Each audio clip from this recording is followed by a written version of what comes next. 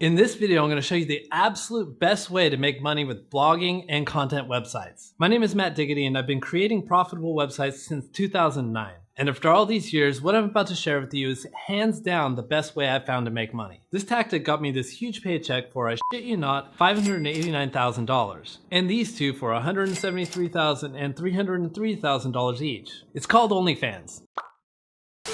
Kidding. But on the real, it's a business model that most of the largest corporations in the world follow as well. But we're going to apply it to websites and blogging. I've tried all the different avenues of making money online. I've tried affiliate marketing, display ads, email marketing, selling ebooks and courses. Now the problem with all of them, especially affiliate marketing, is scaling. Let me tell you a little story that nearly made me quit working online. The year was 2011. It was the first time I ever started making decent money from a website I had built. $1,900 per month. It wasn't a fortune, but it was enough to live and not have to work in a crappy cubicle anymore. But like most ambitious people, I wanted more. I didn't want to just survive, I wanted to thrive. I figured if I wanted to make more money, I needed to build more websites. That part was obvious. A new website would also give me peace of mind. If you find yourself having a heart attack every time Google announces anything, it's because you only have one blog, one website. Diversity equals security. Another issue is that I was busting my ass for that $1,900. I was working way too hard. I was writing content every day, outreaching for backlinks, updating my website, all while researching and staying on top of search engine optimization trends. So in order to make another website, I'd have to hire help. But hiring didn't exactly help the situation either. Now I had two websites to look over and a team of people that needed to be trained, managed, and replaced when they quit. There were too many moving parts and my stress skyrocketed.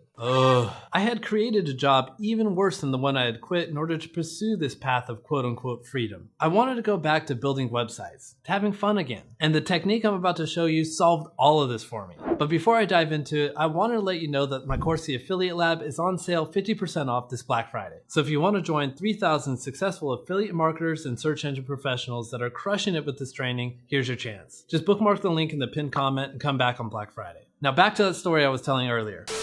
A friend noticed I was stressed out and he told me about flipping websites. That is, selling websites. This wouldn't work for me. First off, I had just gotten my income to $4,000 per month with that second website. Why would I want to give that up? Especially how hard I had worked for it. Second, I thought this whole process of buying and selling websites was super scammy. And how do you actually go about the process? But then I started to crunch the numbers. Selling websites actually makes more money than if you just held on to them. This is hard for me to understand at first, so let me break this down. When you sell a website, it's priced by its average monthly profit times a multiple. Right now that multiple is about 50x. So if I wanted to sell one of my blogs that was generating $2,000, 2,000 times 50 equals $100,000. That's a lot of money. Now if I would have held on to that website, it would have taken me 50 months to make $100,000. That's 4 years and 2 months. That's a long ass time. But how long did it take me to build that website that was making $2,000 per month? A little over a year. Wait a second. If you can take 1 year of work to build a website but collect 4 years of profit, we have a snowball effect on our hands. Every year you could make $100,000, so over the course of 4 years, you'd have made $400,000. And this isn't even counting the money your website produces outside the sales. What kind of time dilation magic is this? But here's the kicker. Every time you build a new website, it's gonna be easier. You'll have 100,000 freaking dollars. You can afford the best SEO tools to streamline the process, or hire experts that you can trust. And some of your websites will do way better and make $10,000 per month. These can be sold for $500,000 each. Aside from the money, there's some side benefits that you might not even have thought about. This one is my favorite. You get your life back. Every time you sell a website, you free up your time. All that time you were spending writing content, building backlinks, and carrying out the daily tasks for your website is returned back to you. Plus, all the time you spent worrying about your site. When you sell a website, you de-risk yourself. It's not your website anymore, so it's not your problem. You don't need to worry about Google algorithm updates anymore, or these constant product reviews updates that are becoming more and more frequent. You've sold your website, so you're in the clear. Now that you understand the benefits of website flipping, how does it actually work? And how can you make sure you get the most money you can?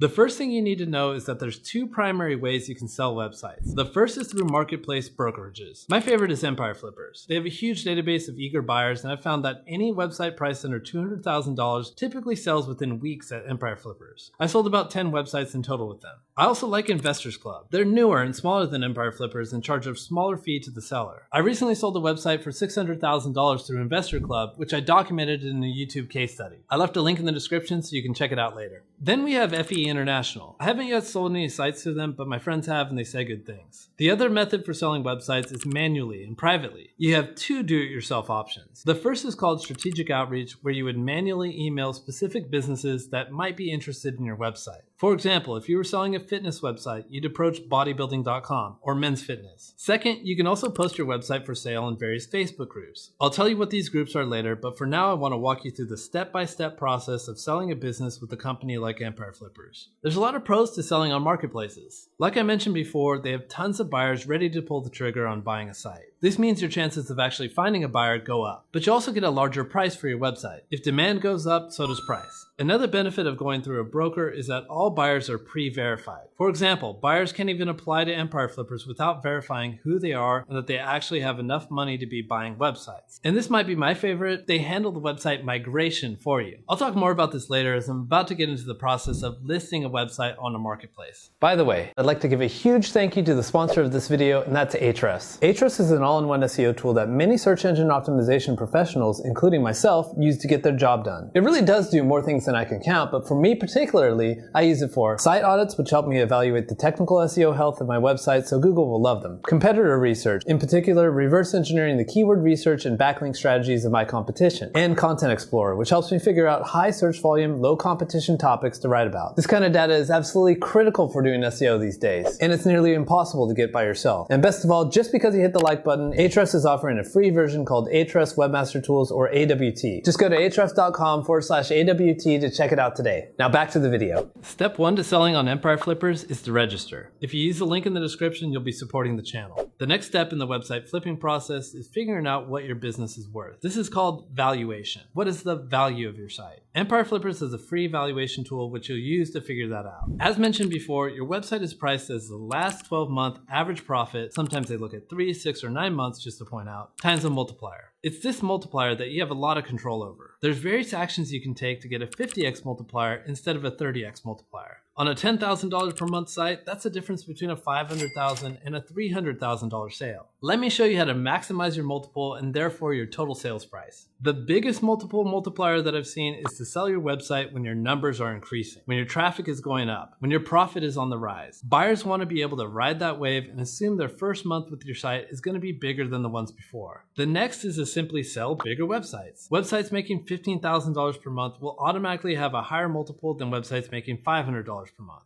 Next, leave room on the table. Don't completely max out your niche and write on every topic. Leave about 20% left for the buyer to improve on what you've done. No one wants to buy a business that can't grow. After that, position your website as a brand. This means a few things. Have a brandable domain name. Amazon.com is a brand. BestPingPongTables.com isn't. Have a social presence. From what I've seen, having a presence on YouTube, Pinterest, or Facebook seems to have the biggest impact on your multiple in that order. The main reason for a social presence is an alternative traffic source. If a buyer knows that you're not 100% dependent on Google, that's a plus in their eyes. And the big one is having an email list. Real brands have captured their audience's email addresses. It's a step that most typical affiliate blogs don't do, and it's also an alternative traffic source that is 100% independent from any third party. The Affiliate Lab has a special module on affiliate marketing for affiliate sites, so jump on that Black Friday. In addition to having multiple traffic sources, it also helps to have multiple revenue sources. Diversity makes buyers feel more comfortable, especially when it comes to income. There's no reason you shouldn't have display ads on an affiliate blog. It's a no-brainer. Now, once you've given all this information to the broker, they're gonna come up with a price for your website. Please note that this is not what you'll receive in the sale. There's a 15% broker fee, which is taken from the sale price at the time of closing. You might assume that this is the biggest downside to working with a broker. 15% is a lot, but what you need to remember is that these brokerages have huge customer lists, and because of that, they can price high. They're likely able to sell your website for 15% higher than you can yourself, so it all works out even in the end. The next stage is the vetting process. For about 6 to 8 weeks, the broker is going to look at your financials and make sure that everything you said about your earnings and traffic is true. You'll most likely need to provide the following: a detailed month-to-month profit and loss sheet showing your income and your expenses, screenshots of your affiliate and display ad dashboards, as well as analytics access. Next, once your numbers are verified, it's time to list your website. Here's what a website for sale looks like in the Empire Flippers dashboard. As you can see, we have your general niche, listing price, your multiple, profit numbers, and a brief description of your site down here. Notice how there's no mention of your domain name, and all this information about your backlinks and financial details are hidden. They don't show this information unless someone actually verifies that they have enough cash to buy your site. So there's a level of protection. After that, you'll start to get interest and people will set up meetings with you to discuss your site. This is especially more common if you're selling your site for more than $100,000. The typical questions they ask are, why are you selling your website in the first place? And what would you recommend to do to grow the site past where it is now? Now, once you find someone that loves your site and they're ready to get you paid, now we start the migration process. Now, as mentioned before, when you sell with a broker, they take care of this for you, which is good because it's a pain in the ass. The migration process involves copying the site to the buyer's hosting account, applying to the same affiliate and display ad programs you're on and getting accepted, creating new affiliate links for the buyer and updating all the links on the site. Then there's a holding period of 15 days to make sure that the site makes at least 50% as much as you said it does, prorated. After that holding period, the money leaves escrow, lands in your account, and you're now rich. Bear in mind, these are the same steps that you need to take care of during migration if you do a private sale, which is what I'll get into now. A private sale is how you flip a website if you're doing it yourself. You can do this strategically by emailing businesses that might be interested in your site, or you could post in Facebook groups. The Flipping Website group run by Investors Club is pretty good. Here's what an example website sale post looks like. Alternatively, there's a lot of website transactions going on in my group, the Affiliate SEO Mastermind. The main benefit of selling privately is that you avoid the brokerage fee. But this is arguable because you're extremely unlikely to get the same multiple as if you were using a brokerage anyways. A more tangible benefit is that you're able to sell websites making less than $500 per month, also known as starter sites, which most brokerages won't touch. By the way, I never recommend selling a website making less than $500, and I'll tell you why. How you evaluate your website is decided entirely by you with the private sale. Most people like to follow the marketplace model of average profit times a multiplier. You can set a 50x multiplier if you want, but you're not likely to get it in a private sale. The reason I don't recommend selling a site if it's making less than $500 is the following. Let's say your site is making $100. $100 times 30 equals $3,000. Most likely you put in more than $3,000 of your time and resources into it. Now this puts you in an awkward situation. You want to charge more because you feel like it's worth more. But by using all conventional means of pricing websites, it's simply not worth more than $3,000. Just hold on to the site and get it to make more before you sell. Besides, websites start to snowball when you gain authority. Don't tap out before you've even really started. In a private sale, the vetting process is all the buyer's responsibility. Most likely, they're going to ask for the same stuff: earnings screenshots, analytics access, etc. And with migrations, as you know, this is your responsibility in a private sale. So do a good job and don't miss any affiliate links, or else the buyer's going to think you're full of shit. Which do I like more, brokerages or private transactions? I like to buy websites privately and sell through marketplaces. I like to get my hands on small websites with small multiples that have a ton of room to grow, and then flip them when they're massive profit machines for maximum multiples on marketplaces. Remember to sign up for the Affiliate Lab this Black Friday for 50% off, bookmark the link in the pinned comment, then come back Black Friday to join the fam.